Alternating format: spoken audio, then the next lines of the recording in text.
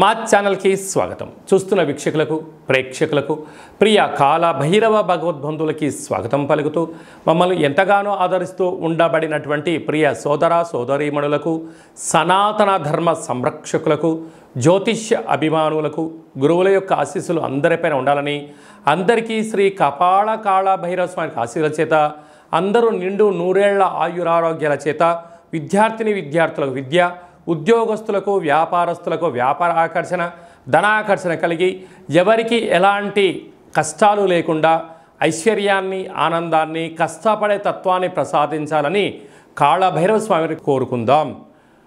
16/7/2024 నుండి 31/7/2024 వరకు పుట్టినటువంటి వారందరికీ కూడా ముందస్తుగా జన్మదిన శుభాకాంక్షలు.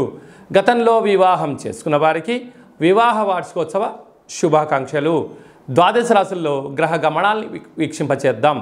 వృషభ రాశిలో కుజుడు మరియు దేవగురు బృహస్పతి సంచార స్థితి, కర్కాటక రాశిలో రవి బుధ సంచార స్థితితో బుధాదిత్య రాజయోగం మరియు శుక్రుడు అక్కడే సంచార స్థితి, కన్యరాశిలో కేతు సంచార స్థితి, కుంభరాశిలో శని భగవానుడు స్వక్షేత్ర వక్ర గమన సంచార స్థితి, మీనరాశిలో రాహు సంచార స్థితిలో ద్వాదశ రాశుల్లో గ్రహ గమనాలు ఈ విధంగా ఉన్నాయి.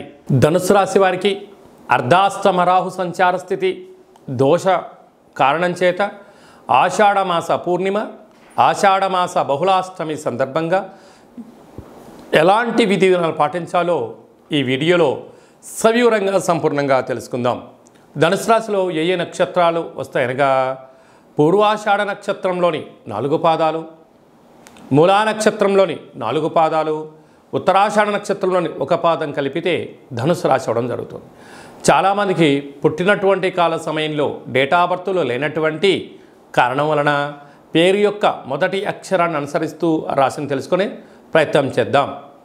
ఏ, యో, బా, బి, బూ, ధా, బా, డా, బే అక్షరాల వారందరూ కూడా ధనుసు రాశి జాతకులే. ధనుసు రాశి యొక్క అధిపతి దేవగురు బృహస్పతి. వీరికి తృతీయంలో శని భగవానుడు వక్రగతి స్వక్షేత్రంలో సంచారము చేయడం వలన తల్లిదండ్రులతో, అన్నదమ్ములతో, అక్కా చెల్లెలతో పార్ట్నర్షిప్ వ్యవహార కార్యక్రమాలు చేసే వాళ్ళందరూ కూడా ఒకవైపు మీరు ఒకవైపు ఉండడం జరుగుతుంటుంది. ఎప్పుడూ కూడా మీ ఎదుగుదల కన్నా మీ యొక్క ధనం, మీ యొక్క ఆనందం మా సొంతం చేసుకోవాలని చెప్పి ఎప్పుడు వాళ్ళు తాతహలాడుతూ ఉంటారు. కనుక వీలైనంతవరకు కూడా మీరు శత్రువులను పెంచుకునే ప్రయత్నం చేసే కన్నా అంటే తేనె పూసిన కత్తి లాంటి మాటలు ఎలా వింటున్నామని మీరు ఒక్కసారి తెలుసుకున్నట్లయితే మీరు వీలైనంత వరకు ప్రతిదాన్ని కూడా స్పందించకుండా చిరునవ్వుతో వాటిని కొట్టేసుకుంటూ వెళ్ళిపోతూ ఉండండి. మాట్లాడారనుకోండి, మీరు ఇది మాట్లాడారని చెప్పి మమ్మల్ని పాయింట్అవుట్ చేస్తారు. చిరునవ్వుతో నవ్వుతూ వెళ్ళిపోయారనుకోండి, అది ప్లస్ఓ మైనస్ఓ ఎదుటి వ్యక్తికి అర్థం అవ్వదు. క్యూరియాసిటీతో విజయం మీ సొంతం అవుతుందని చెప్పి మీరు గమనించాలి. అర్ధాష్టమ రాహు మీ యొక్క శ్రమ వారికి ఎదుటి వ్యక్తి అవసరం లేదు, మీరు ఎంత కష్టపడ్డారో అనేది అవసరం లేదు. ఫైనల్గా శ్రమ మీది ఫలితం పక్కవాడిది అన్న పరిస్థితి ఉంటుంది. ఎవరో కాదు, మీ ఇంట్లో బంధువులే, మీ స్నేహితులే, మీ సన్నిహితులే మీ కష్టం కన్నా మీ యొక్క ఆదాయం వారికి కావాలి అని అనుకుంటూ ఉంటారు. కనుక దయచేసి అప్పులు ఇవ్వద్దు, అప్పులు 2 తెచ్చుకోవద్దు. వీలైనంత వరకు మీరు ఏదైనా ఒక పని ప్రారంభించేటప్పుడు విజయం సాధించేంత వరకు మీరు మౌనంగా ఉండే ప్రయత్నం చేయండి. విజయానికి అడ్డంకులు ఉండవు అని చెప్పి మీరు గమనించాలి. అదే కాకుండా 6వ స్థానంలో కుజుడు, 6వ స్థానంలో గురువు. అంటే ఒకవైపు స్థిరాస్తులు సంపాదించాలి, గృహాలు కొనాలి, వాహనాలు క్రయ విక్రయాలు చేయాలనుకుంటూ ఉంటారు. మంచి కాలమే, కానీ సమయం ధనం వృధా చేసుకోకుండా ఉండగలిగితే యోగం.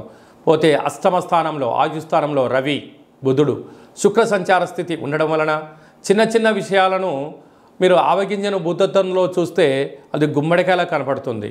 కనుక అలాంటి విషయాలు మీరు పట్టించుకున్నట్లయితే నిద్రలేని రాత్రులు గడపడం, దీర్ఘకాలికమైన వ్యాధులు రావడం, అలాగనే శరీరంలో రక్తహీనత లాంటివి కానీ, బ్రెయిన్ స్ట్రోక్ కానీ, నరాల బలహీనత కానీ వచ్చే అవకాశాలు చాలా అధికంగా ఉంటాయి. అదే కాకుండా దూర ప్రయాణాలు, జల ప్రయాణాలు దూరంగా ఉండడం, నిప్పుతో, నీటితో, మాటతో, యంత్రాలతో, ఫోన్లతో, వాట్సాప్ స్టేటస్లతో మిమ్మల్ని కొందరు ముంచెత్తడము, మిమ్మల్ని మాయలో పెట్టే పని చేయడం జరుగుతుంటుంది. వాహన ప్రమాదాలు పొంచి ఉన్నాయి. తస్మాత్ జాగ్రత్త.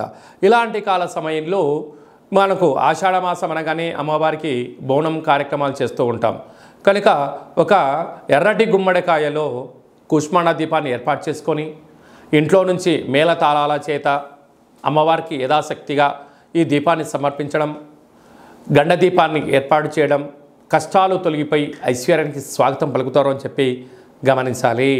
జూలై మాసంలో ద్వితీయార్థంలో ముఖ్యమైనటువంటి పండగల గురించి సవివరంగా సంపూర్ణంగా క్లుప్తంగా తెలుసుకుందాం. 21/7/2024 ఆషాఢమాస పూర్ణిమ ఆదివారం ఉత్తరాషాఢ నక్షత్రం రావడం వలన గురు పూర్ణిమ, వ్యాస పూర్ణిమ అని చెప్పుకుంటాం.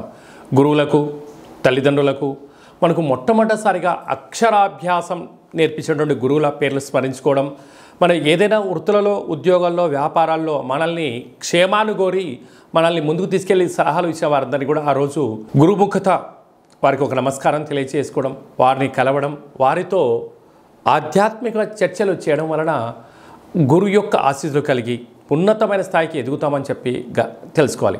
మనమందరూ కూడా వేద వ్యాస మహర్షి స్వామివారిని స్మరించుకోవడం, అలాగనే గౌతమ బుద్ధుడు, స్వామి వివేకానంద గారు, అలాగనే సకల దేవతలు, సద్గురు సాయినాథుడు, తల్లిదండ్రులు అందరినీ గౌరవించుకోవడం మన సనాతన హిందూ సాంప్రదాయంగా భావించగలగాలి. అలాగనే 28/7/2024 ఆషాఢమాస బహుళ అష్టమి ఆదివారం అశ్విని నక్షత్ర సందర్భంగా కపాళకాళ భైరవ స్వామి యొక్క పూజ. అంటే కాళభైరవుడికి పూర్ణిమ, అష్టమి సందర్భాలలో స్మరిస్తే చాలు పదనీయనక నేనున్నాను అని చెప్పే ఏకైక భగవంతుడే కాళభైరవ స్వామివారు. కాలాన్ని శాసింపజేసే శక్తికి కాళభైరవుడికి ఉంటుంది. ఒక్కొక్క నెలలో ఒక్కొక్క కాళభైరవ స్వామివారు ఉంటారు కనుక మనకు ఆషాఢమాసంలో కపాళకాళ భైరవ స్వామి యొక్క ఆశీస్సుల కోసం మనం ఆయన స్మరణ, అష్టకం, జపాన్ చేయడం, దానం చేయడము, సులకపు మహారాజులు అనక కుక్కలకు రోజు అన్నం పెట్టడం, కాకులకు ఆహారాన్ని వీలైతే మద్యాన్ని పోసి చూడండి, అద్భుతమైనటువంటి నరదృష్టి, శత్రు ప్రభావాలు తొలగిపోతాయని చెప్పి గమనించగలగాలి. అలాగనే మనము కాళభైరవ స్వామిని స్మరణ చేయడం వలన, ఇంట్లో ధ్యానించడం వలన, కూష్మాండ దీపాన్ని ఇంట్లో పెట్టడం వలన, స్వామివారి యొక్క సేవ చేయడం వలన ఇంట్లో ఉండబడినటువంటి వాస్తు దోషం తొలగి విద్య ఆకర్షణ, ఉద్యోగ ఆకర్షణ, వ్యాపార ఆకర్షణ, వివాహకాల సమయంలో వధువుకు వరుడు, వరుడుకు వధువు ఆకర్షణ అవ్వడం, వ్యాపారంలో జనాకర్షణ, ధనాకర్షణ, పదవి ఆకర్షణ కలిగి మనం ఏదైతే అనుకుంటామో అని అన్నింటా విజయాన్ని కలిగింపజేసే శక్తి మనకు కాళభైరవుడికి ఉంటుంది. ఈ వీడియో మీకు నచ్చినట్టయితే లైక్ చేయండి, షేర్ చేయండి, మా ఛానల్ని సబ్స్క్రైబ్ చేసుకోండి. మేము చేస్తున్న ఆధ్యాత్మికమైన వీడియోలు అందరికన్నా ముందస్తుగా మీరు చూసుకోవాలి అన్నట్లయితే గంట సింబల్ ప్రెస్ చేయండి, పైన ఆల్ అనే బటన్ కూడా తెలియచేయండి. మీ క్షేమాన్ని ఎవరైతే కోరుకుంటున్నారో, లేకుంటే మీరు ఎవరి క్షేమాన్ని అయితే కోరుకుంటున్నారో వారికి కూడా ఈ యొక్క ఆధ్యాత్మికమైన సమాచారాన్ని తెలియచేసి భగవంతుడి యొక్క ఆశీస్సులు పొందగలరు.